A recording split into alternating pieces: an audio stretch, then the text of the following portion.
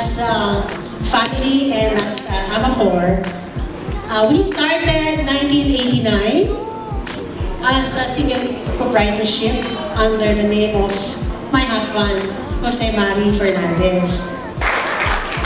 1998, we made it a corporation under the name of our family, like our sons, JP and JC. By the way, of Amacor to provide quality products and competitive prices for everything that you've done to us, and we promise you that we will continue to give you support and to provide you with excellent service and quality products.